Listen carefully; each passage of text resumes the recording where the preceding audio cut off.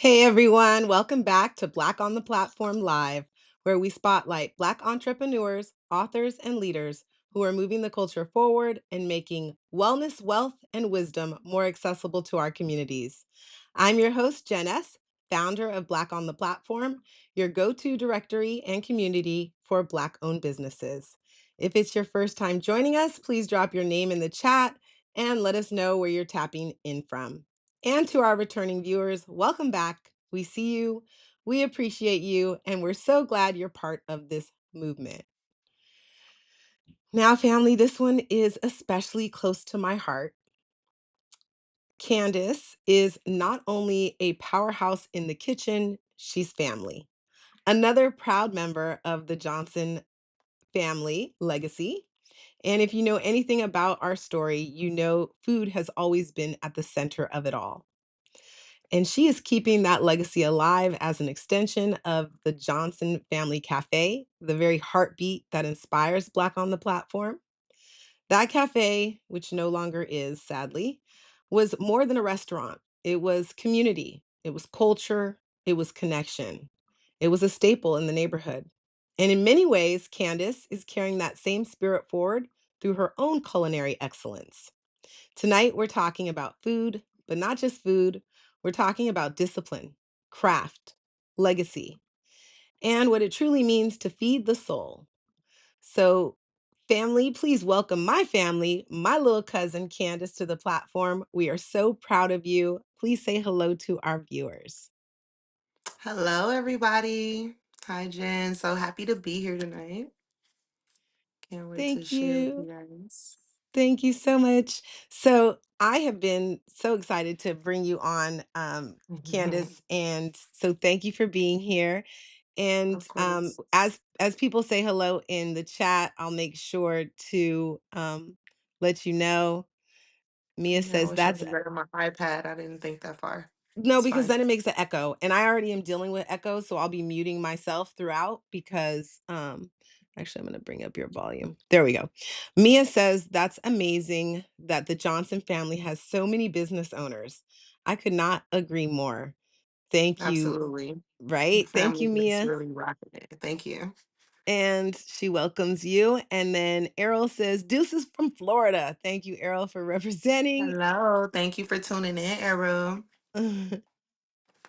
And both Mia and Errol are part of our Power Networking team. So you will have the opportunity to meet them in person when they come out here for our spring summit. And Nice. cousin Leslie says, Hey, cousins, in the chat as Hi, well. cousin. So, yes, as you all come in, please say hello. My grandmother says she's here. Thank you, Baba.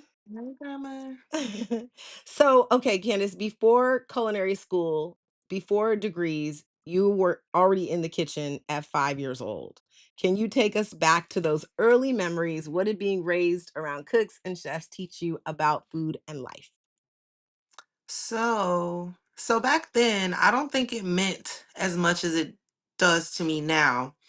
The things that I actually experienced, just from as young as I can remember. I remember being dropped off with aunts. I was the only child for a long time, so there was no kids. I'm the oldest.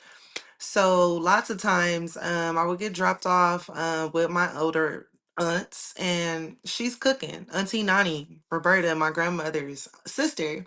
So she would just cook, she would bake. And so I remember she wouldn't let me like get in the kitchen. She would let me like cut the paper towel for the bottom of the pan for the cakes and stuff like that.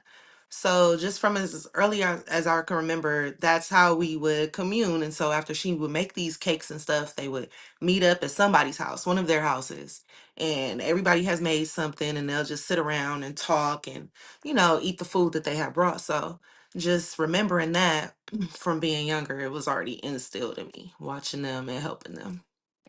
I think that's beautiful. Even though you may not Mhm. have been whipping it up yet, you were still Right. soaking in the knowledge through the experience and being like my grandmother who's in the chat, she would have me set the table. Like I wasn't in the kitchen, Mhm. but I enjoyed placing the place this place settings for everyone, putting out the fork and the knives and the spoons and the right, learning those things. I didn't know where they went or where the glass went. And so even at a young age, we are blessed to have that example. I love that. Yes. Some of my I'm best core memories are that and in the kitchen.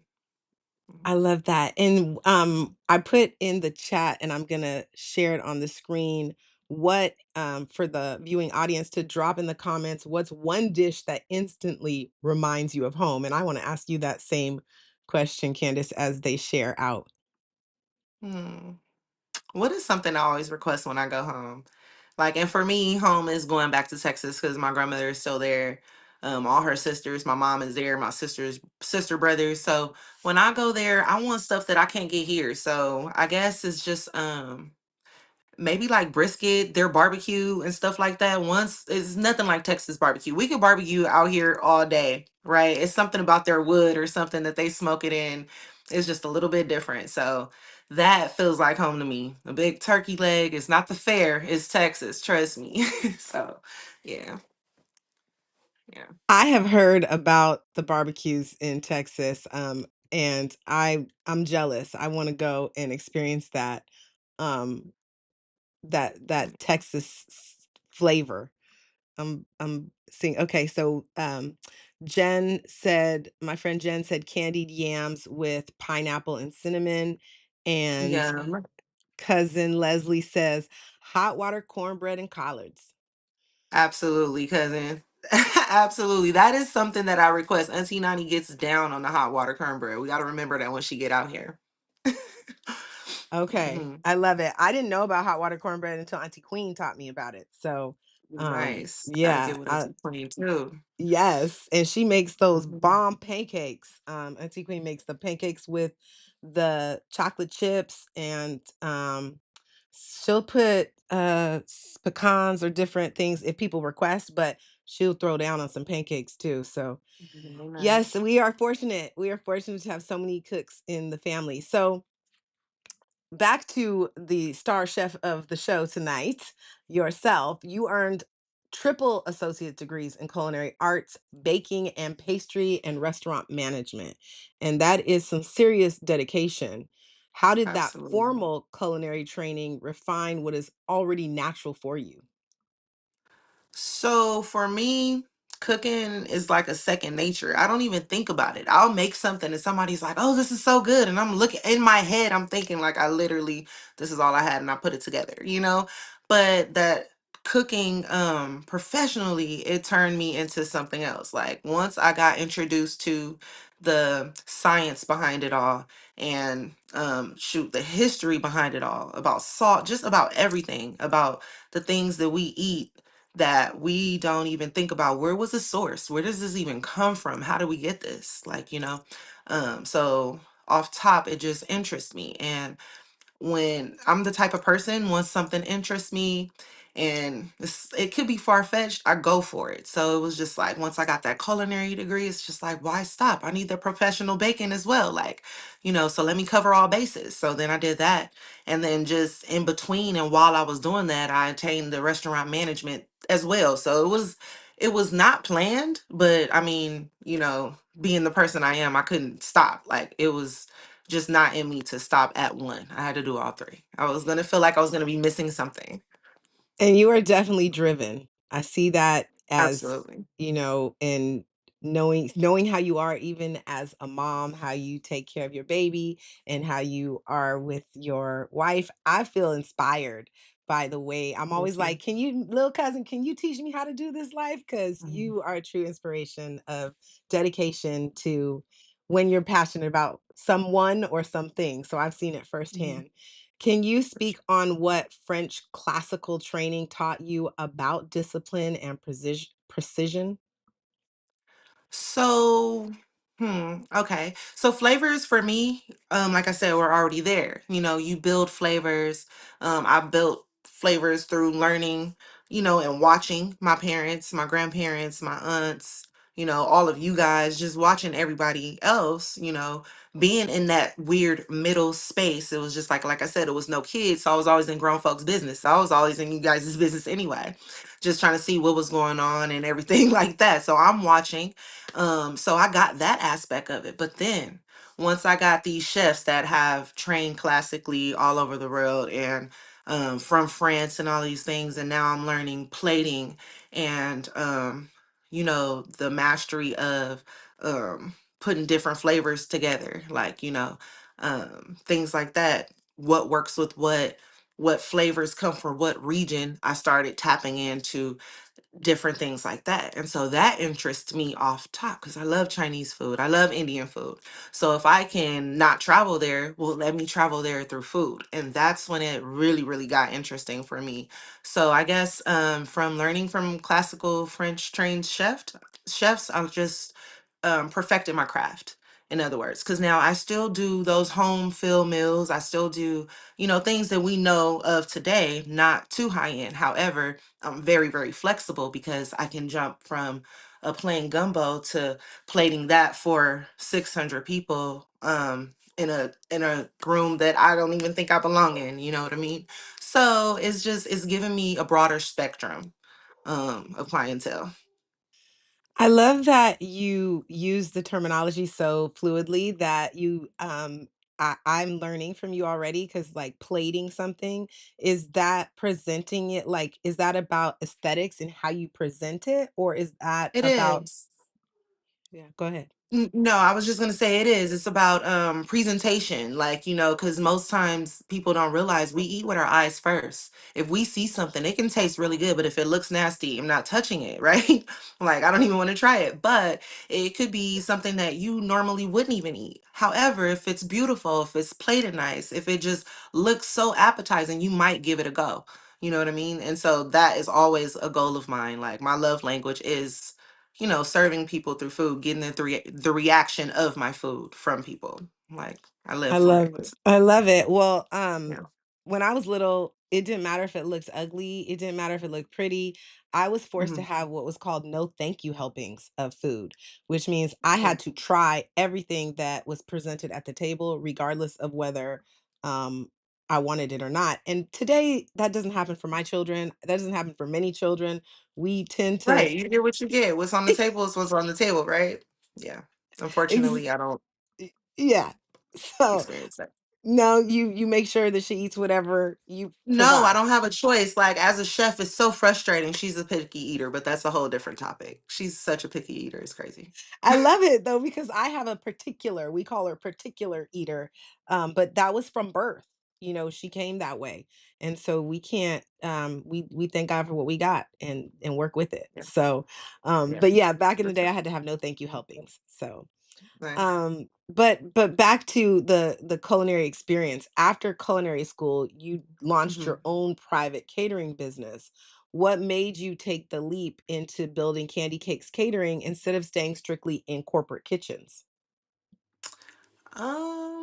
The drive. So for these people, I went in, okay, so after culinary school and during culinary school, I um was a part of like this group of chefs and we would cater different events, okay? And it was kind of like, on call type of thing. So I got a taste of what they do. So I never wanted to be a foot soldier. I always wanted to talk to the chief. So I would ask, like, well, how did you get started here? And how are you doing this for the Grammys? And he's just like, well, I got an LLC and I did this and I did this. I want that. So, some of these people were my mentors and didn't even know it. I'm working for them, but I'm also learning from you too because I don't, like I said, I don't want to just be the foot soldier. I kind of want what you have too because there's enough opportunity for us all, like, right? So I want some of those things. So it went from that to like, okay, I'm going to these clubs. Let me start talking to people. Like, you need a taco lady? Y'all need some chicken? Like, you know what I'm saying? So then it was kind of like, okay, well, I gotta call it something, so I can't just be in here. So who am I? Like, yes, my whole family calls me Candy Cakes. I bake and I cook. It's the sweet and savory chef. It just came to me and I roll with it. Like.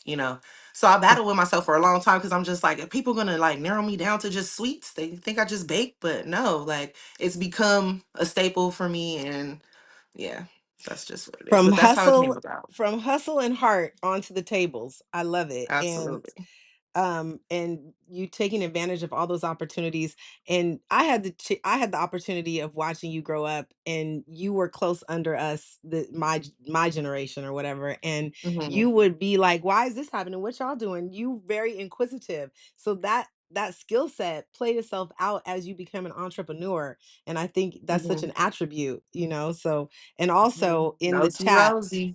nosy Rosie. Um, so in the chat, one of my friends said, to you, "You do belong in those rooms, cousin Candace. Much love and respect." And I just love that Very encouragement. And nice.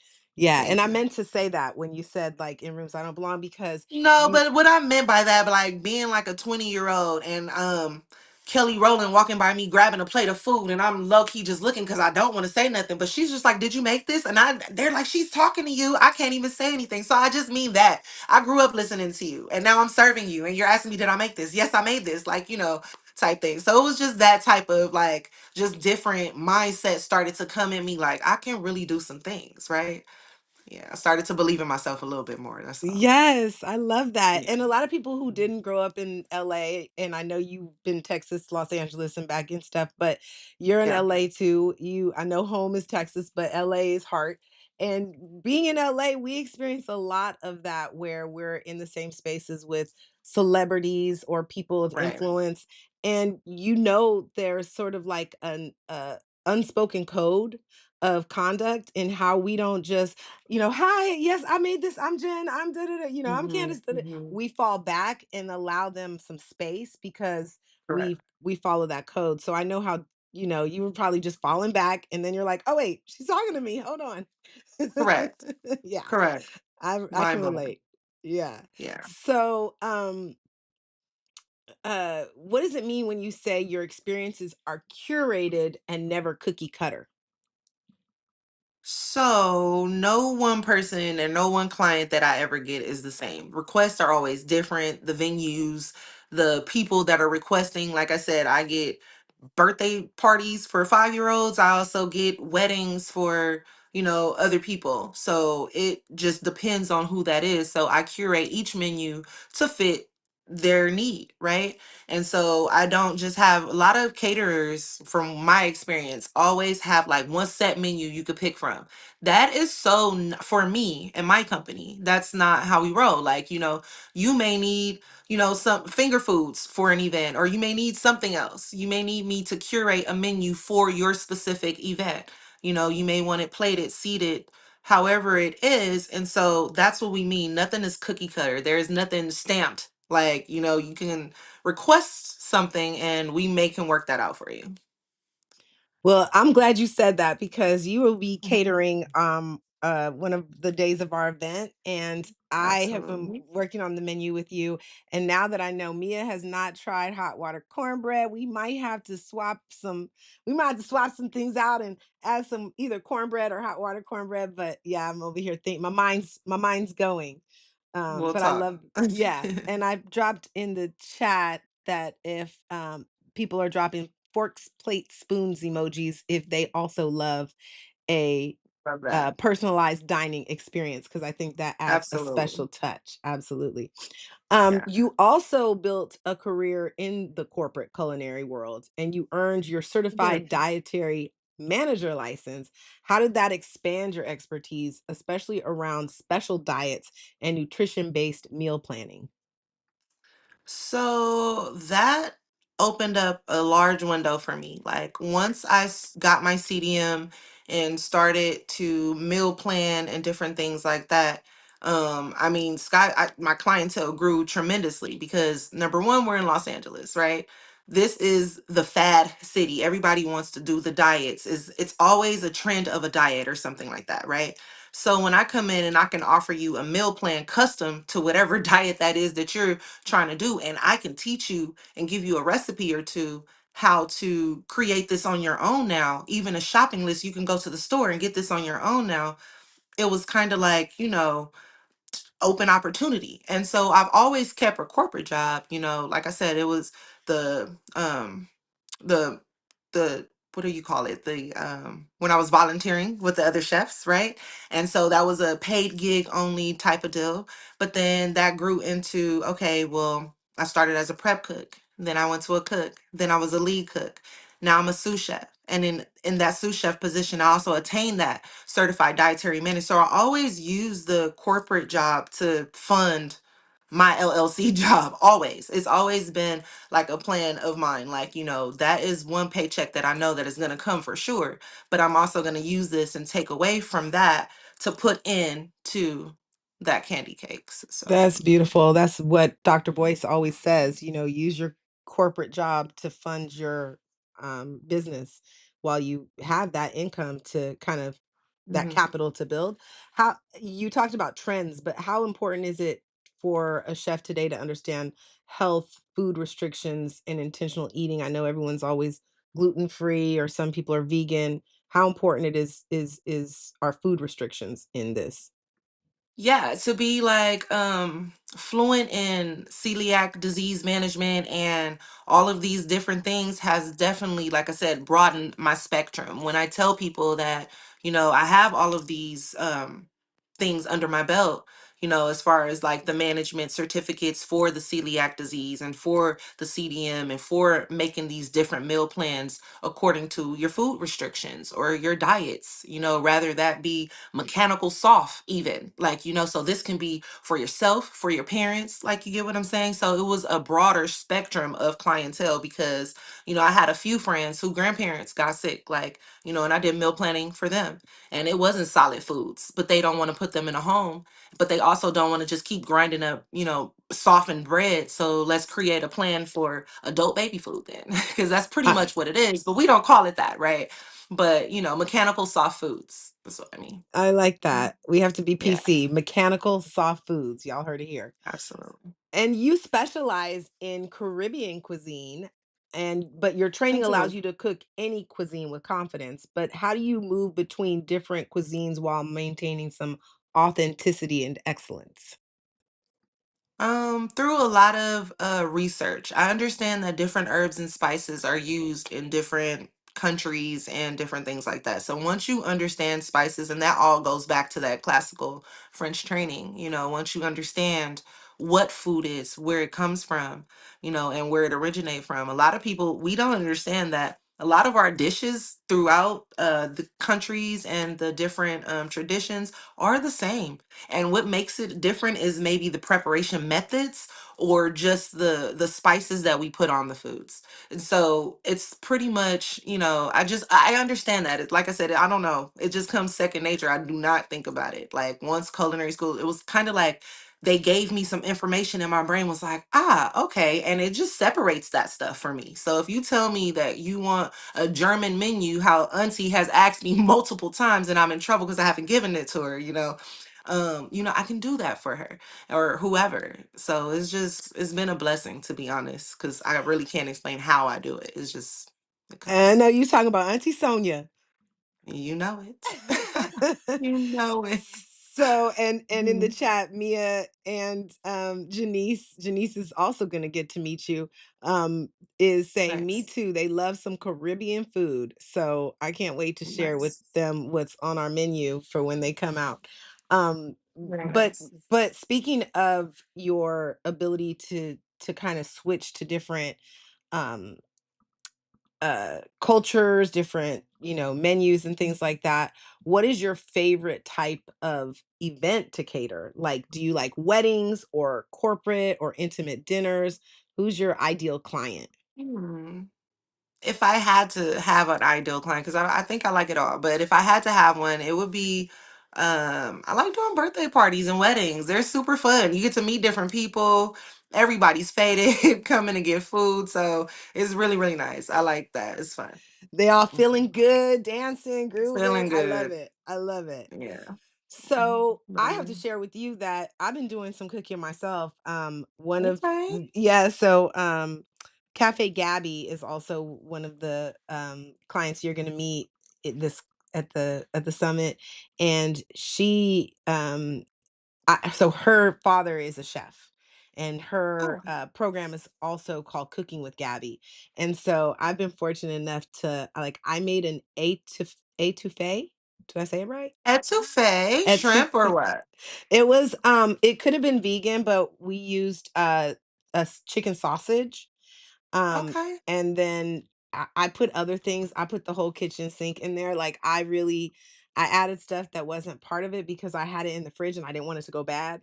And so I'm gonna send you some pictures of my. I was so proud. I was That's pretty dope. What people don't understand about New Orleans, because you know it's in my blood. So, a gumbo and an etouffee. A gumbo is simply a one pot thing. What you got in that refrigerator, you put it in. It's not about crab. It's not about have. You can make a bean gumbo. Okay, you can make a veggie gumbo.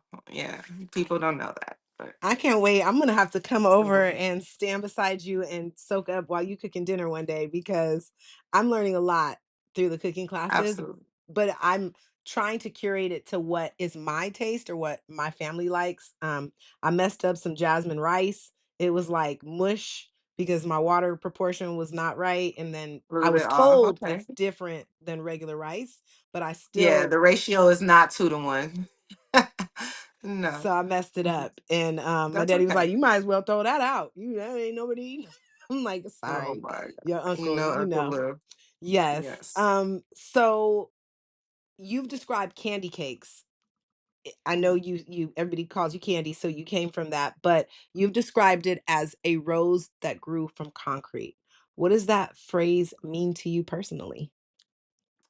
Um, I came from a one-parent household. My mama kind of held it down, and then when she couldn't, she, made sure I was still good, right? So for me, she always held it down, and so that means for me, what does that mean? Like she did the best she could, and no personal handout. So everything I got, I kind of me and her, we had to work for it. So a lot of people counted me out. I feel like a lot of people thought that maybe it's not going to work. I'm not saying that they wanted that for me, but and I don't mean family, I just mean people in general, right? And so like I just felt like, I didn't come from the most stable conditions, but a rose still grew from that. And it's still blooming, it's still growing. Sometimes the thorns try to choke it out, but it's still blooming and it's still growing. So that's the motto for me. I love that, and those who know you, if they come at you wrong, those thorns do poke out, so it's Uh-oh. beautiful. It's beautiful fitting because you're I've worked delicate, on that so but much, you're cousin. I'm so protected. much No, more mature now.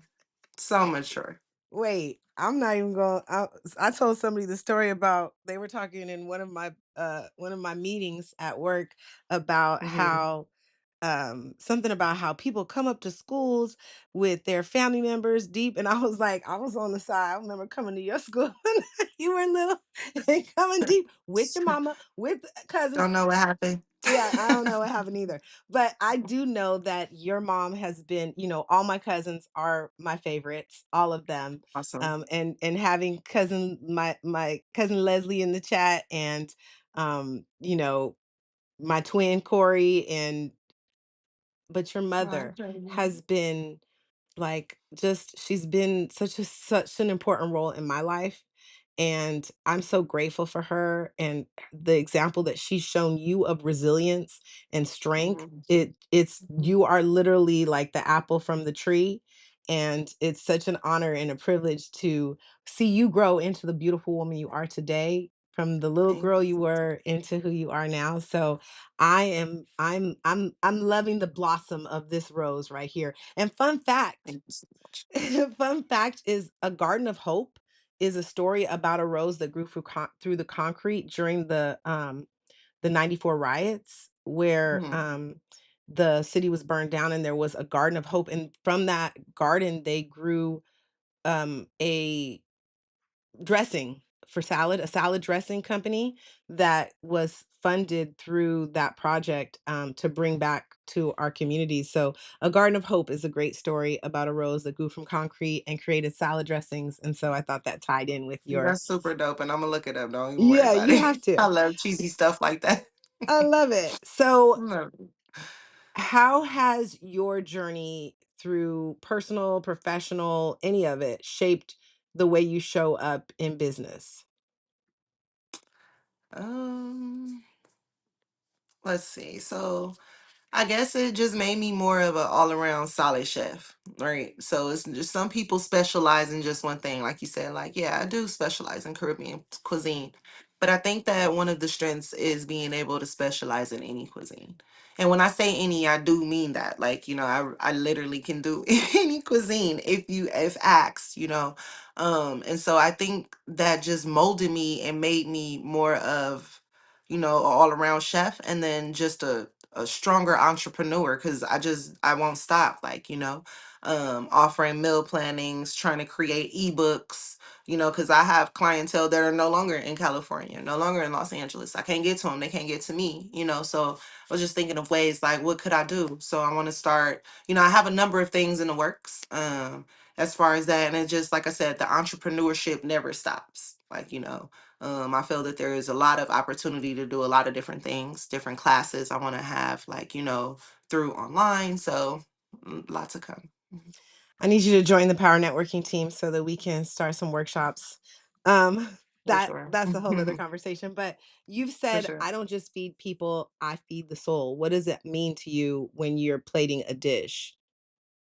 Yeah. So, I was saying earlier, like, one of my love languages is, like, feeding people and stuff like that. So, me and my daughter has this little joke. So, I have a heart shaped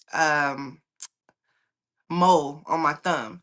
And she was just like, Mom, God gave, because I told her God gave us moles before we came down, right? So she's like, Mom, God gave you a heart on your thumb because you help people. And I was just like, okay, I never thought about it like that. But when she said that to me, it just kind of was my confirmation that, what I'm doing, who I've become through food, who I've become, like, for the community when I do sell food and things like that, being a staple in my community on the West Side, like being known over here for selling plates. Anytime I post up, I sell out, like, all of that is appreciated. All of that, helped, just build, help me learn through myself, learn more about myself, and just help me build, like, the core of candy cakes and what it really means and what it really is. I love how she saw that in you and was like, She's so "Mommy, funny. that's your stamp. You got stamped with." Literally. I love it. Errol Mhm. asked, "Is her chicken curry nice?" Very nice. Absolutely. I can make some good Jamaican curry, Indian curry, whichever. Sorry about that, guys, but whatever curry you want, I got for sure. I love it. And he will be out here to taste some of your food as well. So, Mm. how do clients respond when they taste the intention behind your work? You said you sell out. What's the feedback? I know you heard Kelly Rowland loved it. What do people say when they taste your food? It's always a mix of feedback. Everybody's palate is different, but most times it's always positive feedback. It's always, oh, this tastes just like my grandma used to make, or something like that. It's always an old school feel, or somebody saying, like, you got grandma's hands, or just feels like something of that nature, which makes me feel like I don't take it as any type of way. I just take it as, okay, that was good. That touched your soul. So when I say, like, oh, I feed the soul, it's not just about putting food on the table. It's about making people feel good through the food that they're eating. They bite a piece of yam and it takes them back to childhood, or a piece of a sweet potato pie and they're like, oh my God, like a patty pie, what is that? Like, this is delicious. So it's just that feeling of getting those reactions are just, like, amazing for me. That's That's beautiful. the goal. So, what advice would you give to someone who grew up around greatness but hasn't fully stepped into their gift yet? As an entrepreneur yourself, you have learned a lot. What wisdom can you impart on people who are maybe trying to get started but just haven't done it yet? um just believe in yourself, like, believe in yourself.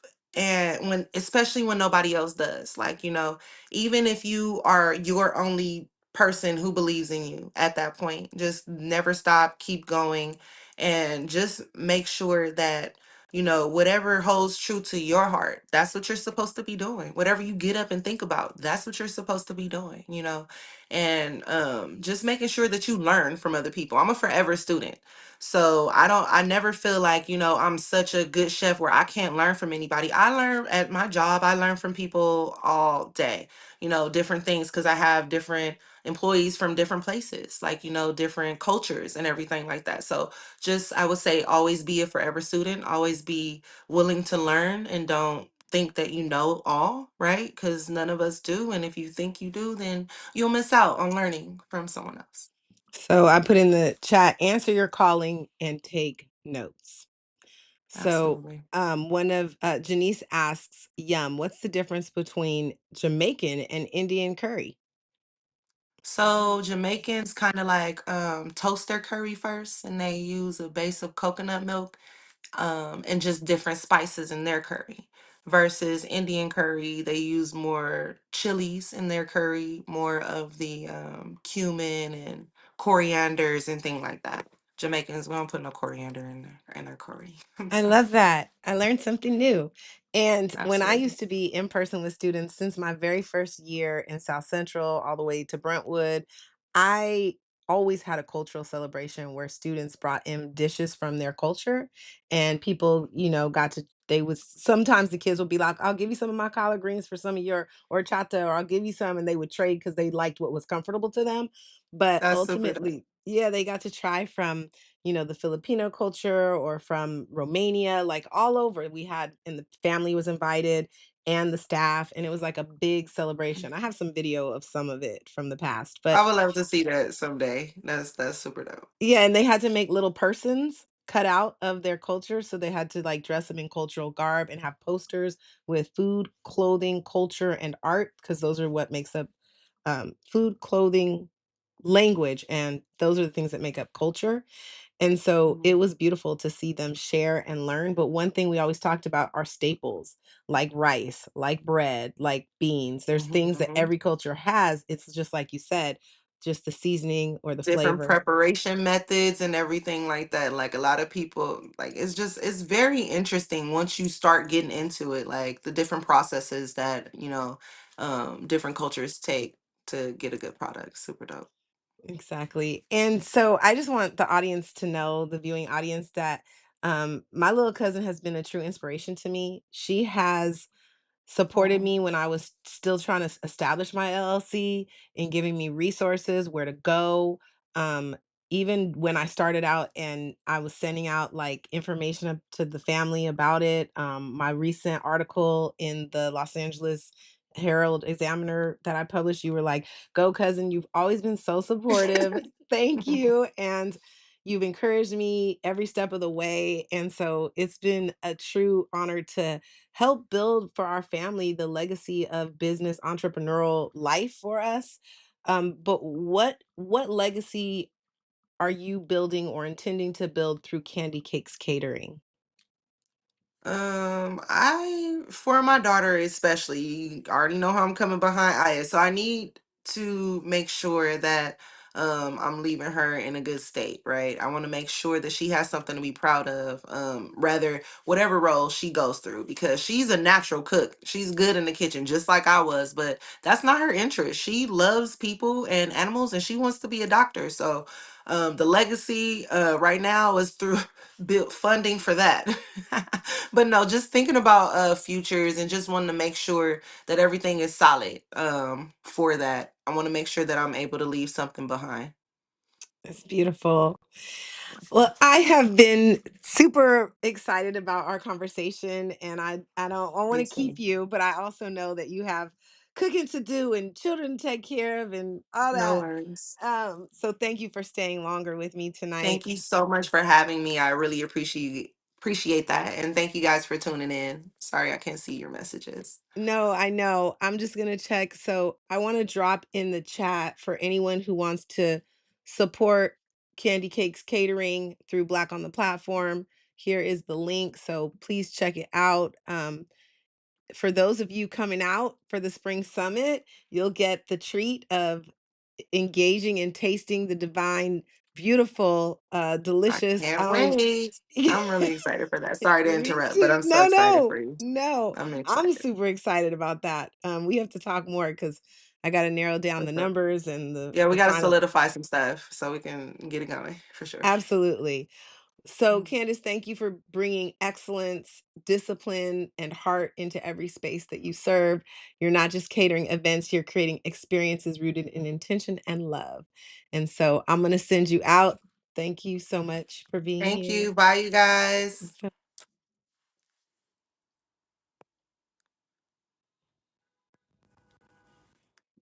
All right. Thank you. Don't forget to like, subscribe, and hit that bell so you never miss a powerful story. If you're ready to share your own story, visit blackontheplatform.com to join our growing community of Black owned brilliance.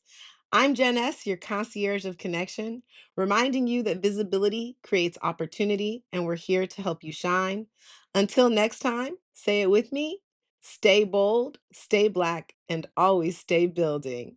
Take care, family.